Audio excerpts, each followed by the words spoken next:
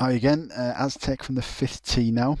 If you've watched my trick shots video, and I think there's another one-to-one video, you'll have seen the weight of the green here when you've got the stats. If you haven't got the stats, you're aiming around the front where that bunker is. But as you can see by the line I'm taking here, there's actually a way through these trees with a low shot.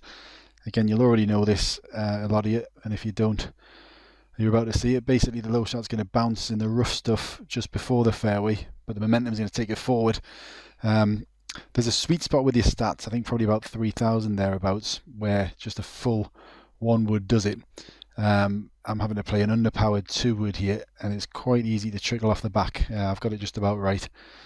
As you've seen again on my one-to-one video, I can't remember who it was, somebody who played exactly the same shot as me, who went off the back. It's quite hard to hold because the green does slope away from you a bit. But that's the easiest way onto the green. You can draw it as well with a helpful wind, a headwind, or a right to left. This one you'll have seen, I think I've done a 3T and a 4T video. A lot of these holes are very, very similar. Early on you'll be hitting that with a fairway I've just circled there, but once you can get it past this tree, that's definitely the best place to be. Don't want to be too far because you don't want to be hitting an underpowered pitch or sand wedge. It's quite hard to hold the green, which slopes away from you. So you want to be trying to get a full shot. If you can't quite manage a pitch a bit further back, a backspin's still good, or further back than that, a high shot will still be possible. Pitch shot's definitely the easiest way. You'll notice I'm aiming further than the left than I might have done. That's because you can see the green slopes left to right. I'm just going to play basically a full pitch in here, and you'll see it slopes where it's landed there a little bit uphill, so you don't have to worry too much about it rolling off the back. And a straightforward enough putt. The next hole is a par 3.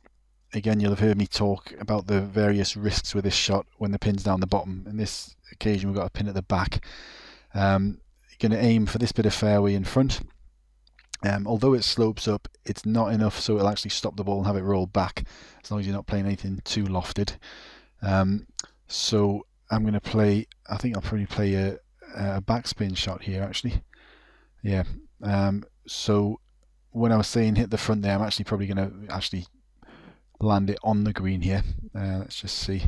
Yeah, just on. You can see the green's rolling heavily away for you. It's dead easy to roll off the back there, although it does lip up a little bit at the end, so it will stop it if it's just trickling away.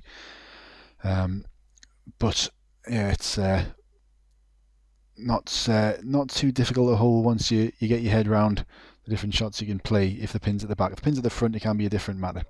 This one's often where the round's won and lost. Now what you'll see me doing here, obviously I want to get it through that bit of window there. So with the wind, I'm going to be aiming it over here.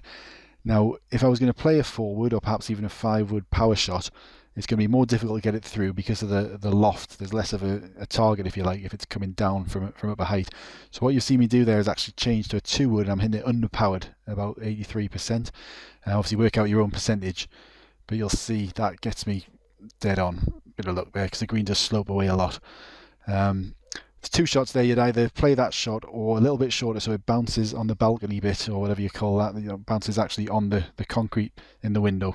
It'll actually come up a little bit shorter if you do that, if the pin's further towards the front. They're the only 2 shots I ever play here. Okay, so various bits of fairway to aim for here. As you get more stats, you can aim for this bit. I can just about make it under this far bit of fairway now with a draw shot around the trees. From the other tees, you can play just a full power shot. But from this 5th tee, you've got to draw it if you want to go for that bit of fairway. And that really makes this hole a lot easier than it can be early on. This can again be quite a nightmare hole if you're playing off kind of 2,000 stats or so. So it's a bit actually closer than I'd like to be for a pitch shot, but the green's quite kind. It's not going to roll away. So what I'm going to do is play a pitch. Now you'll notice, for instance, on hole 2, the par 5, when I played a pitch, it lofted and landed pretty much bang on where the pin was. You'll see the difference here with an underpowered pitch. It's actually just landing at the front of the green and rolling right on. End result's similar, but you've got to factor in a lot more the contours of the green if the ball's going to be running on like that. So, you know, if that had been a big slope right to left or whatever, because the ball's touching the green much longer, it's going to have a lot more effect. So I can just about, again from the 5th tee, make the green here. Early on, you'll be aiming it around here and playing either a pitch or a backspin. Then you can flop it from around where I'm aiming there. Again, you'll see I can just about bounce it just in front of that bunker. Anything hits the green here, it's going off the back, whatever happens. So your hope here is to hit the rough bit, which is quite heavily banked up. So you'll see it kind of loops up. So that's a pretty good result there. When the pin's further away towards the back, even leaving the ball there can leave a really difficult downhill putt. So again, this is a lot of people will be able to reach the green here from maybe the third tee, not so many from the fifth tee. What you really want is a pin at the front of the green. Anything at the back makes it a bit more tricky. So this one is now, if you've got your bearings, it's a sky shot. You'll ordinarily be fading it around there. Moving on, you used to have to fade it off that bit of rough I'm just aiming at there, which would bounce it onto the green.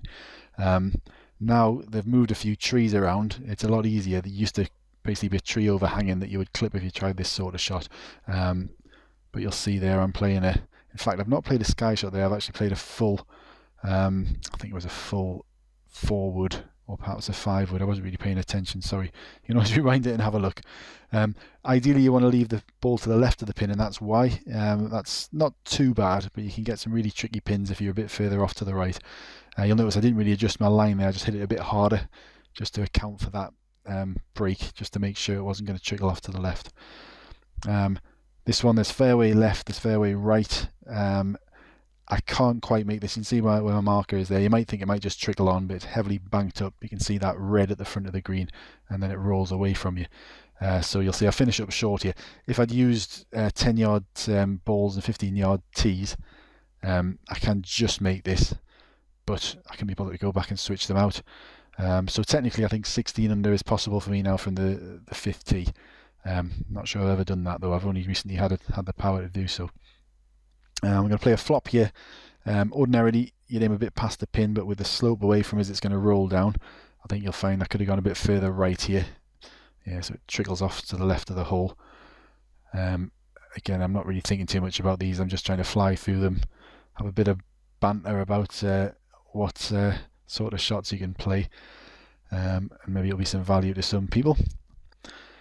So finally, again, the hazard here. Well, first thing is, I didn't realise this for a while, but the other tees are actually different places. So you'll tee off to the left, there's a tee off to the right, and then moving back where I'm standing here now, if I look behind us, you'll see the other tees going back to the sixth tee right back there. So you play this differently depending on which tee you're on. For me, I could play possibly a full backspin, but I think I play a high shot here. Practice this in various winds, because what you don't want to be doing is leaving it tight up against the wall in the bunker. You can be taking 3, 4, 5 shots if that's the case. So I'm just going to play a full 7-iron.